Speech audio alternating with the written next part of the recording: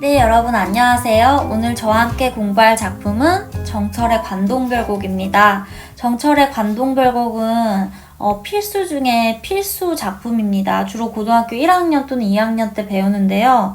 정철의 관동별곡을 어렴풋하게 모두들 알고 있을 거예요. 왜냐하면 이 관동별곡이 가사 중에 가장 대표적인 작품이기 때문에 문학교육이 있는 한 계속 다뤄집니다.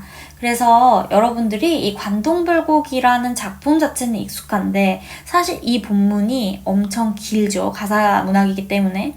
그 다음에 모르는 한자어가 많습니다. 그래서 공부를 할 때 굉장히 힘들어하는 그런 경우를 봤고요. 또 저도 고등학교 때 생각하면 대체 왜 이렇게 어려운 걸 우리가 문학 시간에 배워야 되나 이런 생각을 했지만 지금 와서 제가 이 정철의 관동별곡의 그런 역사적인 의미라던가 이런 표현 기법, 그 다음에 이 정철이 어떤 생각으로 이 관동별곡을 지었나라고 생각하면 이 작품이 정말 아름답구나. 그래서 우리가 꼭 배울 만한 가치가 있기 때문에 이 정철의 관동별곡을 항상 배우는구나 이렇게 느낄 수가 있습니다. 그래서 피할 수 없으면 즐겨라 라는 말이 있듯이 정철의 관동별곡도 우리가 내신이라던가 수능이라던가 다 다뤄졌던 부분이기 때문에 여러분들이 즐겁게 공부를 할 수 있었으면 좋겠습니다.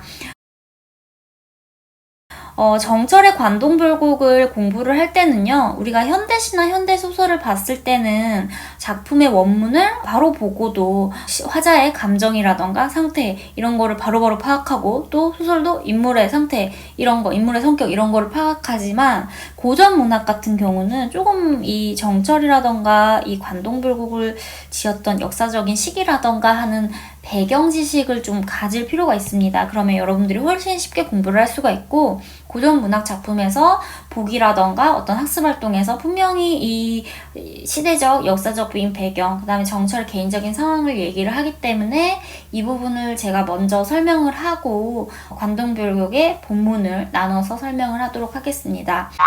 이 정철 같은 경우는 이제 호가 송강 정철입니다. 그리고 조선 중기 때의 사람입니다. 정철 같은 경우는요, 굉장히 유복한 어린 시절을 보냈습니다. 왜냐하면 자신의 누이는 인종의 후궁이에요. 인종은 왕이죠. 또 둘째 누나는 그 종친의 계림군의 부인이 된 거예요. 그래가지고 왕실의 인척이죠. 인척이 돼서 굉장히 유복하게 정철이 10살 때 어떤 일이 생기냐면 명종이 즉위를 합니다. 사극을 좋아하시는 분들은 알겠지만 이렇게 왕이 바뀔 때 그 전 때의 왕과 관련된 그런 세력들을 숙청하거나 유배를 보내거나 하는 부분이 많이 나오죠. 그래서 명종이 즉위한 해에 어떤 일이 일어나냐면 을사사화가 일어납니다. 둘째 누나의 남편이었던 계림군이 여기에 얽히게 되고요. 그래서 형은 죽고 그 다음에 아버지도 유배를 가게 됩니다. 정철은 이 당시에 어디로 가냐? 바로 전남 창평으로 가게 되는데요. 이 창평이 바로 지금의 전남 담양의 창평입니다. 이곳에서 과거 급제까지 이제 10년을 생활을 하게 됩니다. 정철 같은 경우 보면은 굉장히 그 작품의 풍류를 많이 읊습니다.